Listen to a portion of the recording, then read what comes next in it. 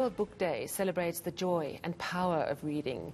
It's at the heart of learning. It can open doors to a wonderful world of knowledge. Sadly, this event comes in the same week that priceless works were destroyed when part of the Jagger Library was destroyed during the Cape Fires. Let's discuss World Book Day now with Jolene, Shirley, Spokesperson and Communications Director of the National Library of South Africa. Thank you so much for your time.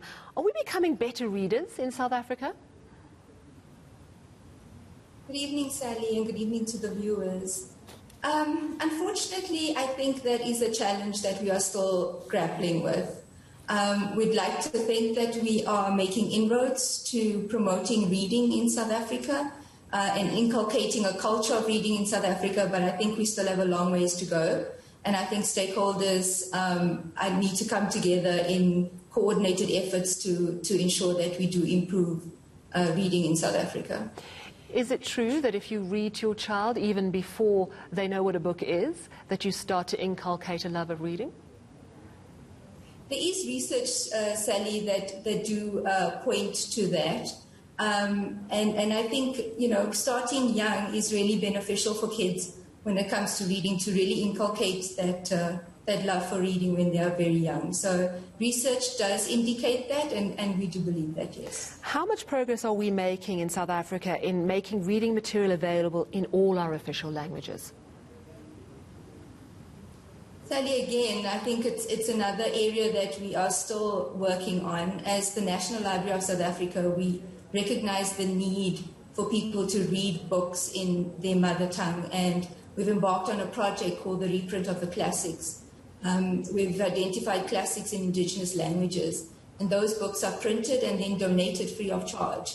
And it's all about allowing people access to content in their mother tongues. And it's such a very sad week for books in a way because of what happened at UCT with the fires.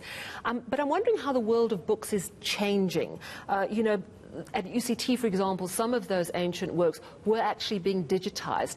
So those works, in a way, have been preserved. We might not have the actual paper that they were printed on anymore. So do you think that the world of libraries is going to change? I know that, of course, during COVID, everything closed down.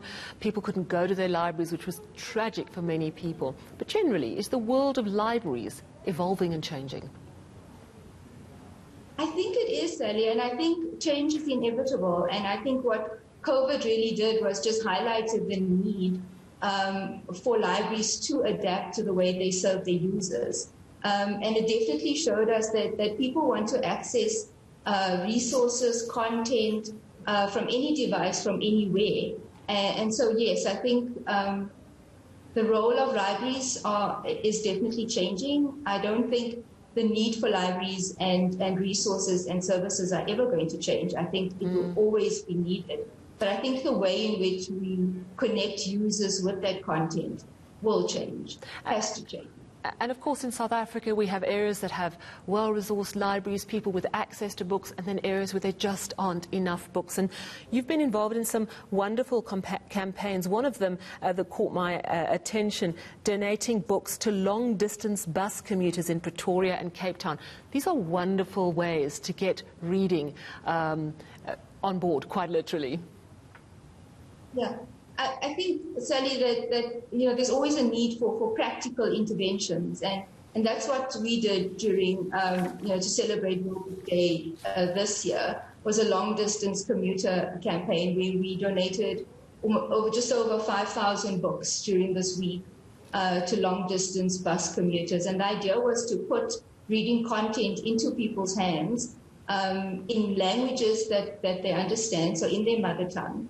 And in so doing, we doing our bit to inculcate that culture of reading. And, traditionally, when people sit on a bus, you're normally sitting and listening to music or staring out the window and thinking. But what a wonderful opportunity to read a book during that time.